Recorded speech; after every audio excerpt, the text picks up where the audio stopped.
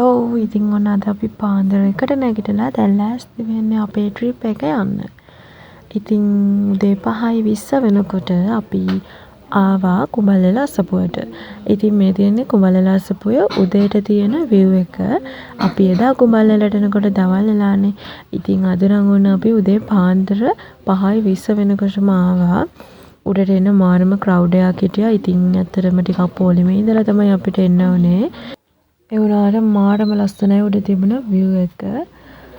ඉතින් කොහොම හරි ඔයාලට පේනවනේ මේ තිබ්බ බස් ටික. ඉතින් මාරම පොලිමක් තිබ්බේ. අපි යනකොට බස් එකේ ආවට අපි හිතුවා පහළට යනකොට ෂෝට් කට් පාරෙන් බහලා යනවා කියලා. ඉතින් අපි කොහොම හරි වැන්දලා කියලා ෆොටෝස් අරගෙන මේ විදියට එළියට වෙලා ඉතින් view එක බල හිටියා. කොච්චර බලවත් ඉතින් එපා වෙන්නේ නැති view එකක් තමයි. ඇත්තට මේ පන්සලට තියෙන මාරම ලස්සනයි. ඉතින් ඔයාලට ෆුල් වීඩියෝ එක බලන්න ඕන නම් මගේ කලින් වීඩියෝ එකක් දාලා ඇති කුඹල්ලල අස්සපුවේ ඒක බලන්න. ඉතින් මම මේකේ ඒ නිසා පොඩි වීඩියෝ ක්ලිප්ස් ටිකක් තියෙනවා. පොලිතීන් අපද්‍රව්‍ය අනේ මේ පරිසරය දාලා යන්න එපා. ඒක ඔබ කරන පින. මේ පරිසරෙන්නේ ලංකාවේ කිසි තැනක කසර දාන්න එපා. ටොපි කොලයක්වත් දාන්න එපා. ලස්සන රටක්.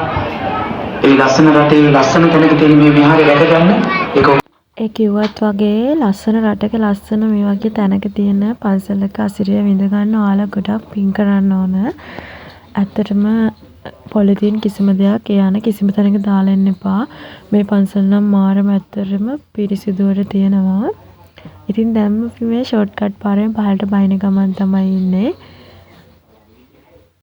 අපි ඊට පස්සේ උදේට කාලා බීලා ඔක්කොම කරලා දැන් මේ ඇවිල්ලා ඉන්නේ මුතියංගන රජමහා විහාරයට.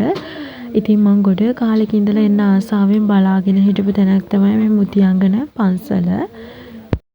කොහොම හරි මේ දවස් ටිකෙන් පෑවුවා. හැබැයි අද අපි මේ ට්‍රිප් එක ආපු දවසේ අපේ පැත්තටත් වැහලා මේ පන්සල් අපි යන හැම තැනකම අපි තෙමුණා. ඉතින් මෙතනදී අපි බුදුන් අදිනකොටත් වැස්සා. ඉතින් බලන්නකෝ මාරම ලස්සනයි මේ පන්සලත්. හැබැයි මාරම පිරිසිදු ක්ලීන් එකට තියෙනවා.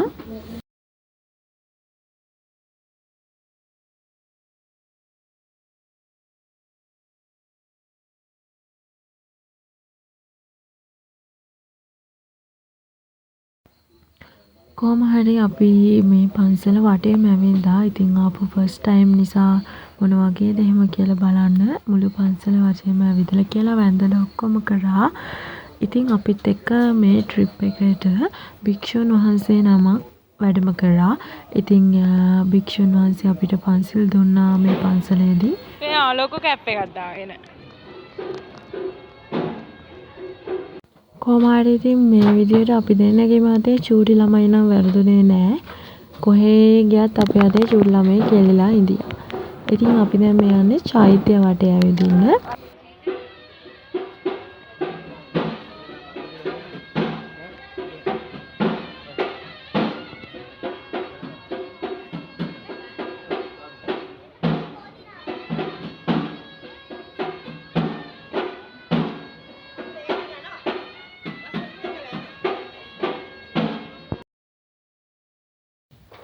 මං හිතන්නේ අපි මේ පන්සලට යනකොට උදේ 10-11 විතර වගේ වෙලා වෙන්න ඕන. මට හරියට මතක නැහැ. මේ ඉන්නේ අපේ ට්‍රිප් එකේ ආපු නඩේ. ඉතින් කොහොම හරි මේ වෙලාවේදී අපිට පොදත් ගැහුවා. හැබැයි හයියෙන් ආවුවත් වැටුණා.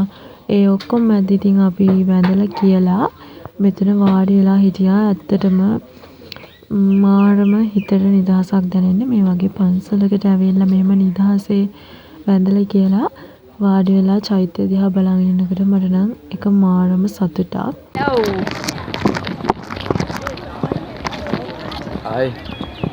අපි දැන් මේ ආරොප්පු නමේ බලන්න යන ගමන් ඉන්නේ. පයින් යන්න තියෙනවා. ලු දන්නේ අපි ගිහිල්ලා නැහැ. බලමු ඉතින්. ඇත්තටම මට මේ ෆෝන් එක අරගෙන වොයිස් කරන්න මාරම කියන්නේ ලැජ්ජාවක්ද අනේ මන් දන්නේ මට පුරුදු නැති නිසාද කියලා. කොහොම හරි එකටත් පුරුදු වෙන්න ඕනේ. ඉතින් මම මේ ෆස්ට් ටයිම් තමයි මෙහෙම ෆෝන් එකත් අල්ලගෙන වොයිස් කරේ. ඉතින් මේ මාර ලස්සනයි සීතලයි. ඒ වගේම රස්නේ වෙලාවට මාර රස්නේ. දැන් අපි යන ගමන්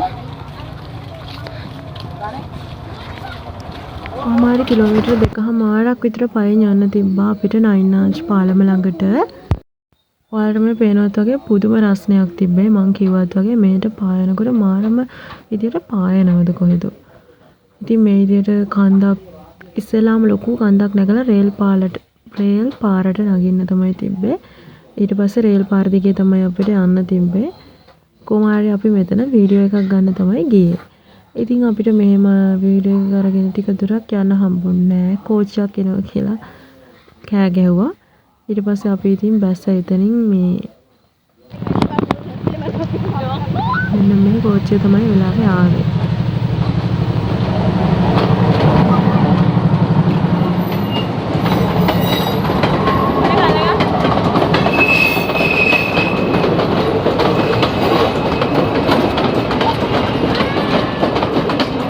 සමහර හිතන ඇති කෝච්චියක් දැක්කම ඉතින් මෙච්චර පිස්සුවක් නටන්න ඕනද කියලා.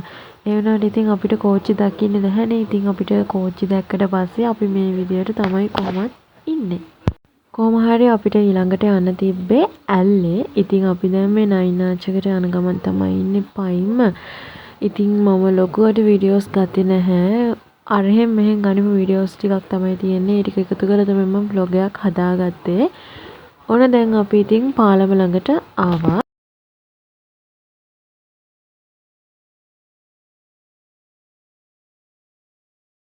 මං කියන්නම්කෝ මෙතනදී මට මොකක්ද වුනේ කියලා.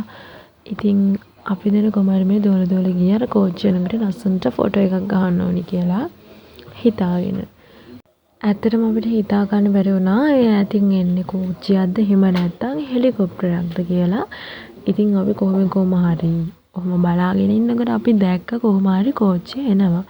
ඉතින් අපි දෙන්න මේ දැන් ලෑස්ති වෙන්නේ අර කෝච්චියේදී කෝච්චිය එනකොට ලස්සනට ફોකස් කරලා ෆොටෝ එක ගහන්න.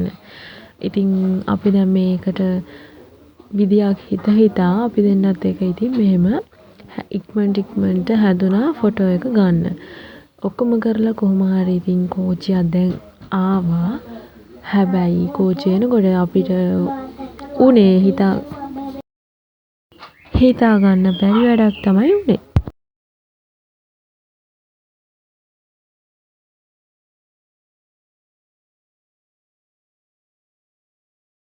කොහොම හරි කෝච්චිය මෙතෙන්ට නිකන් ඇවිල්ලා ඔන්න ඔය විදියට අතනදී කෝච්චිය මැදදී නතර කරා.